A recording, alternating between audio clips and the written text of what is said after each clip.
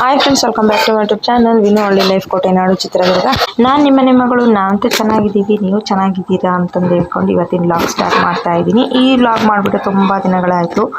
ಈ ವಿಡಿಯೋ ಮಾಡಿಕೊಂಡು ಹೋಗ್ಬೇಕಾದ್ರೆ ನನ್ನ ಮನಸ್ಸಲ್ಲಿದ್ದಿದ್ದು ನೋವು ಅಷ್ಟಿಷ್ಟಲ್ಲ.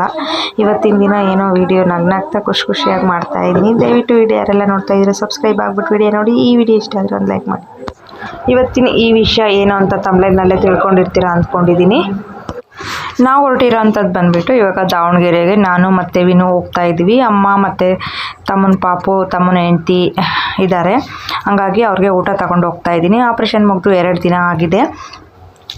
ನಮ್ಮ ಜಾತ್ರೆ ಬುಧವಾರ ಇತ್ತಲ್ವ, ಬುಧವಾರ ಜಾತ್ರೆ ಆಯಿತು. ಸೋಮವಾರ ಹೋಗ್ಬಿಟ್ಟು ಅವರು ಅಡ್ಮಿಂಟ್ ಆಗಿದ್ದಾರೆ. ಸೋಮವಾರ ಅಕ್ಷಯ ತೃತೀಯ ಇತ್ತು, ಅದನ್ನು ಮುಗಿಸ್ಕೊಂಡು ಮಂಗಳವಾರ ಹೋಗ್ಬಿಟ್ಟು ಅಡ್ಮಿಂಟ್ ಆಗಿದ್ದಾರೆ. ಬುಧವಾರ ಆಪ್ರೇಷನ್ ಇತ್ತು. ನಾನು ಬಂದು ನನಗೆ ವಿಷಯ ಗೊತ್ತಾಗಿದ್ದು ಗುರುವಾರ. ಅದರ ನೆಕ್ಸ್ಟ್ ದಿನವೇ ಹೊರಟಿದ್ದೀನಿ. ನನಗಂತೂ ತುಂಬ ಅಂದರೆ ತುಂಬ ಸಂಕಟ, ನೋವು ಆಯಿತು. ನಾನು ಅಮ್ಮನಿಗೆ ಜಾತ್ರೆ ಬ್ಯುಸಿಯಲ್ಲಿ ಮಾಡೋಕ್ಕೆ ಆಗಿರಲಿಲ್ಲ, ಫೋನ್ ಮಾಡೋಕ್ಕೆ. ಅದಾದ ನಂತರ ಗೃಹ ಪ್ರವೇಶ ಇತ್ತು ಅಂತ ಹೇಳ್ಬಿಟ್ಟು ಅಲ್ಲಿಗೂ ಕೂಡ ಹೋಗಿದ್ದೆ. ಅದಾದಮೇಲೆ ಅವತ್ತು ಕೂಡ ಮಾಡೋಕ್ಕಾಗಲಿಲ್ಲ. ನೆಕ್ಸ್ಟ್ ದಿನ ಮಾಡಿದೆ, ಹಾಸ್ಪಿಟ್ಲಿಗೆ ಹೋಗಿದ್ದೀವಿ, ಆಪ್ರೇಷನ್ ಮಾಡಿಸಿದ್ದೀವಿ ಅಂತಂದರು. ಇನ್ನೇನು ನೋಡ್ತಾ ಇರ್ಬೋದು, ನಮ್ಮ ದಾವಣಗೆರೆಗೆ ನಾವು ರೀಚ್ ಆಗಿದ್ದಾಯಿತು. ನಮ್ಮ ದಾವಣಗೆರೆ ಅಂತ ಯಾಕೆ ಹೇಳಿದೆ ಅಂತಂದರೆ, ಏನೋ ಒಂಥರ ಎಲ್ಲನೂ ನಮ್ಮದು ಅಂತ ಹೇಳ್ಕೊಳೋದ್ರಲ್ಲಿ ಏನೋ ಒಂಥರ ಖುಷಿ. ಹಾಗಾಗಿ ನಮ್ಮ ರಿಲೇಟಿವ್ಸ್ ಅಂತ ಯಾರೂ ಇಲ್ಲ, ಇಲ್ಲಿ ಇದ್ದಾರೆ, ಹತ್ರದ ರಿಲೇಷನ್ಸ್ ಏನಲ್ಲ, ದೂರದ ರಿಲೇಷನ್ಸು. ಹಂಗಾಗಿ ಆ ಥರ ಹೇಳಿದ್ದೀನಿ. ಇನ್ನು ನಾವು ಬಸ್ ಇಳಿದವ್ರೆ ಆಟ ಹತ್ಕೊಂಡು ಹೋಗ್ತಾ ಇದ್ದೀವಿ. ಇದೇ ಮೊದಲನೇ ಸಲ ನಾವು ಹೋಗಿರೋ ಅಂಥದ್ದು ಏನಪ್ಪ ಅಂದರೆ ಬಾಪೂಜಿ ಹಾಸ್ಪಿಟಲ್ಗೆ. ಹಂಗಾಗಿ ಆಟೋದಲ್ಲೇ ಹೋಗ್ತಾ ಇದ್ದೀವಿ. ನೋಡ್ತಾ ಇರ್ಬೋದು ವಿಡಿಯೋದಲ್ಲಿ ನನ್ನ ಮುಖ ಯಾವ ಥರ ಇದೆ ಅಂತ ಹೇಳ್ಬಿಟ್ಟು. ವಿಡಿಯೋ ಮಾಡೋ ದಿನ ಇವತ್ತು ಸ್ವಲ್ಪ ಖುಷಿಯಾಗಿದ್ದೀನಿ. ಈ ವಿಡಿಯೋ ಮಾಡಿಬಿಟ್ಟು ಒಂದು 15 ದಿನ ಆಯಿತು. ಇವತ್ತು ಒಂದು ಫಂಕ್ಷನ್ ಇತ್ತು, ಫಂಕ್ಷನ್ಗೆ ಹೋಗಿ ಬಂದಿರೋದ್ರಿಂದ ಮೈಂಡ್ ಏನೋ ಒಂಥರ ರಿಲ್ಯಾಕ್ಸು. ಹಂಗಾಗಿ ಖುಷಿಯಾಗಿ ಮಾತಾಡ್ತಾ ಇದ್ದೀನಿ. ಇನ್ನು ನೋಡ್ತಾ ಇರ್ಬೋದು ಹಾಸ್ಪಿಟ್ಲ್ ಕಡೆ ಬಂದು ನಾವು ರೀಚ್ ಆಗಿದ್ದಾಯಿತು. ಇನ್ನೇನು ಸ್ವಲ್ಪ ದೂರದಲ್ಲೇ ಇದ್ದೀವಿ. ನಮ್ಮಮ್ಮ ಬಂದುಬಿಟ್ಟು ಹೇಳಿದರು, ನೀವು ಬಂದುಬಿಟ್ಟು ಹೊರಗಡೆ ಬಂದು ಫೋನ್ ಮಾಡಿರಿ, ನಾನು ಕರ್ಕೊಂಡು ಹೋಗ್ತೀನಿ ಅಂತ. ತುಂಬ ಅಂದರೆ ತುಂಬ ಹತ್ತಿದ್ದೆ. ನನಗಂತೂ ನೋವು ತಡೆಯೋಕ್ಕಾಗ್ತಿರ್ಲಿಲ್ಲ ಆವತ್ತಿನ ದಿನ. ನನ್ನ ತಮ್ಮನ ಪಾಪು ತುಂಬ ಅಳ್ತಿತ್ತಂತೆ. ಅಮ್ಮ ನನಗೆ ಹೇಳಿದ್ರು, ನಾನಂತೂ ಬಿದ್ದು ಹತ್ತಿಬಿಟ್ಟಿದ್ದೀನಿ. ನನಗಂತೂ ಯಾರು ಎಷ್ಟು ಸಮಾಧಾನ ಮಾಡಿದರು, ಆ ನೋವು ತಡ್ಕೊಳಕ್ಕಾಗ್ತಿದ್ದಿಲ್ಲ ಅವತ್ತಿನ ದಿನ, ಅಷ್ಟು ಹತ್ತಿದ್ದೀನಿ.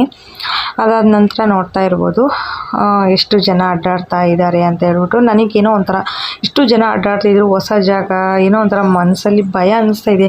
ನಾವು ಹೋಗಿ ಅಮ್ಮನ ಹತ್ರ ತಲುಪ್ತೀವೋ ಇಲ್ವೋ, ಏನೇನೋ ಒಂಥರ ನೋವು ಬೇಜಾರಲ್ಲಿದ್ದೀನಿ. ನನಗಂತೂ ತುಂಬ ಅಂದರೆ ತುಂಬ ನೋವು ಸಂಕಟ ಆಗ್ತಿದೆ. ಇದನ್ನು ತಡ್ಕೊಳಕ್ಕೂ ಆಗ್ತಿಲ್ಲ, ಹೇಳ್ಕೊಳಕ್ಕಾಗ್ತಿಲ್ಲ. ಅವತ್ತಿನ ದಿನ ನನಗಷ್ಟು ನೋವು ಆಗ್ತಾಯಿತ್ತು. ಇನ್ನು ವಿನು ಬಂದುಬಿಟ್ಟು ಇದೇ ಮೊದಲು ಲಿಫ್ಟಲ್ಲಿ ಹೋಗ್ತಾ ಇರೋದು. ಅಮ್ಮನೂ ಕೂಡ ಬಂದರು ನಮ್ಮನ್ನು ಕರ್ಕೊಂಡು ಹೋಗ್ಲಿಕ್ಕೆ ಅಂತ ಹೇಳ್ಬಿಟ್ಟು. ಮನಸ್ಸಿಗೆ ಇವಾಗ ಸಮಾಧಾನ ಆಯಿತು. ನಾನಿಂದ ನನ್ನ ಹಳೆಯನ್ನು ಎಷ್ಟೊತ್ತಿಗೆ ಹೋಗಿ ನೋಡ್ತೀನೋ ಅಂತ ಅನ್ನಿಸ್ತಾ ಇದೆ.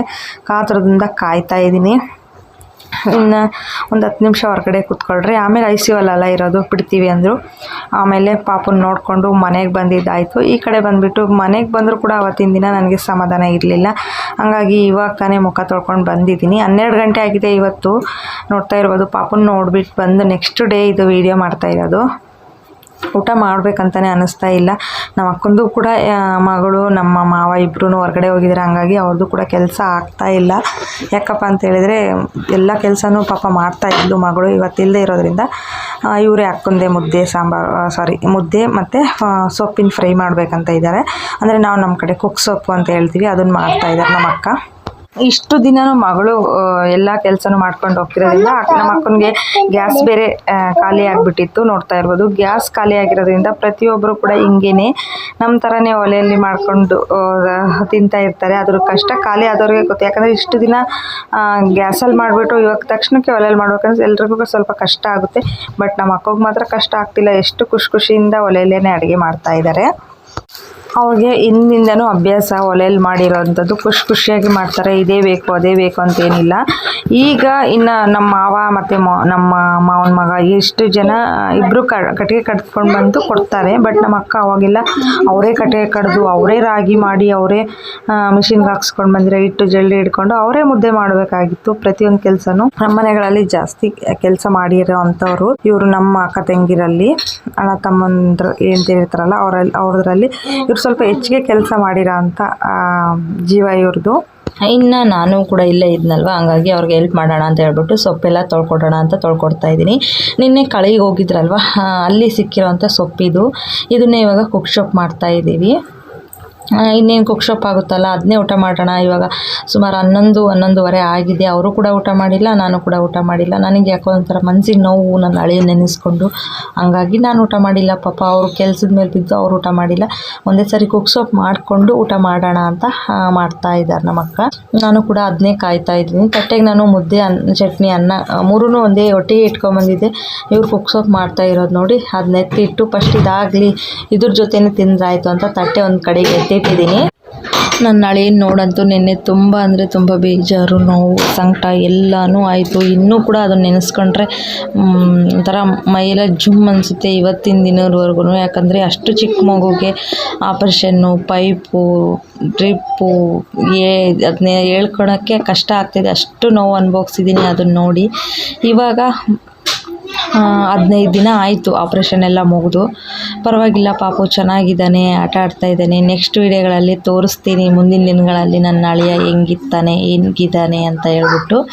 ಇನ್ನು ನೋಡ್ತಾ ಇರ್ಬೋದು, ಒಂದು 4ರಿಂದ 5 ಸತಿ ತೊಳೆದಿದ್ದೀನಿ. ಯಾಕಂದರೆ ನೀರು ಕಟ್ಟಿರ್ತಾರಲ್ವ, ಮಣ್ಣು ಹಂಗೆ ಇರುತ್ತೆ. ಹಂಗಾಗಿ ಒಂದು 5ರಿಂದ 6 ಸರಿ ಒಳ್ಳೆ ನೀರಲ್ಲಿ ಇದು ಲಾಸ್ಟ್ ಟೈಮ್ ತೊಳೆದ್ಬಿಟ್ಟು ನಮ್ಮ ಅಕ್ಕನಿಗೆ ಕೊಟ್ಟಿದ್ದೀನಿ. ನೋಡ್ತಾ ಇರ್ಬೋದು, ತುಂಬ ಅಂದರೆ ತುಂಬ ರುಚಿಯಾಗಿರುತ್ತೆ. ಎಷ್ಟೇ ಇದು ಊಟ ಬೇಡ ಅನಿಸಿದ್ರೂ ಅದು ಇಲ್ಲ, ಅದು ಮಾಡಬೇಕು ಅನ್ನೋ ಥರ ಇರುತ್ತೆ. ಇದು ಒಂಥರ ಸ್ಪೆಷಲ್ ಅಂತಲೇ ಹೇಳ್ಬೋದು ನಮ್ಮ ಹಳ್ಳಿ ಕಡೆ. ನೋಡ್ತಾ ಇರ್ಬೋದು, ಇನ್ನು ಸೊಪ್ಪೆಲ್ಲ ತೊಳ್ಕೊಟ್ಟೆ. ಅವ್ರು ಇನ್ನೇನು ಒಲೆ ಮೇಲೆ ಕೂಡ ಇಟ್ಟರು. ಹಸಿಮೆಣ್ಸಿನ್ಕಾಯಿ ಮತ್ತು ಈರುಳ್ಳಿ ಒಗ್ಗರಣೆ ಮಾಡಿಕೊಂಡು ಅದಾದ ನಂತರ ಸೊಪ್ಪಿಟ್ಟಿದ್ದಾರೆ. ಅದ್ರ ಜೊತೆ 1-2 ಪಾಲು ಆಗೋಷ್ಟು ಬೆಳ್ಳುಳ್ಳಿ ಕೂಡ ಸುಲ್ಕು ಹಾಕ್ಕೊಟ್ಟಿದ್ದಾರೆ. ಇದ್ರ ಜೊತೆ ಶೇಂಗಾ ಬೀಜನೂ ಕೂಡ ಪುಡಿ ಮಾಡಿ ಇಟ್ಕೊಂಡಿದ್ದಾರೆ. ಶೇಂಗಾ ಬೀಜದ ಹಾಲು ಹಾಕಿದ್ರು ಅಷ್ಟೇ, ತುಂಬ ಅಂದರೆ ತುಂಬ ಟೇಸ್ಟಿಯಾಗಿರುತ್ತೆ. ನಮಗಂತೂ ಇದು ತುಂಬ ಇಷ್ಟ. ಇದಾಗಿತ್ತು ಫ್ರೆಂಡ್ಸ್ ಇವತ್ತಿನ ವಿಡಿಯೋ ಯಾರೆಲ್ಲ ನೋಡಿದ್ರು ದಯವಿಟ್ಟು ಸಬ್ಸ್ಕ್ರೈಬ್ ಆಗಿಬಿಟ್ಟು ವಿಡಿಯೋ ನೋಡಿ. ಈ ವಿಡಿಯೋ ಇಷ್ಟ ಆದರೆ ಒಂದು ಲೈಕ್ ಮಾಡಿ. Thank you for watching. Thank you to all. Bye.